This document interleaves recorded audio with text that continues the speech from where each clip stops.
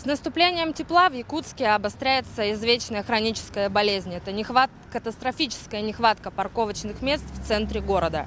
Сейчас мы находимся на улице Амосова. Прямо на наших глазах произошло ДТП. Водитель фуры, который перевозит медикаменты, зацепил машину, которая стояла прямо на проезжей части, игнорируя знак «Стоянка» и «Остановка запрещена».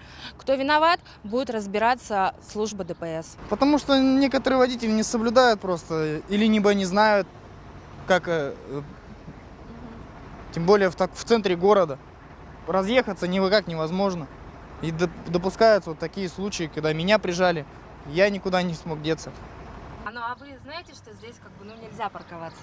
Ну я знаю, но больше-то машину негде поставить. Не согласна, в принципе. А какой-то выход есть из этого положения? Ну, даже не знаю. Даже не знаю. Наверное, строить где-то парковочные места. Ну, у нас узкие улицы. Поэтому, я думаю, это малорешаемо, и это компетенция руководителей города. Тут временно приехали. Ну, даже временно здесь нельзя стоять. Вы знаете, что вы затрудняете движение транспорту?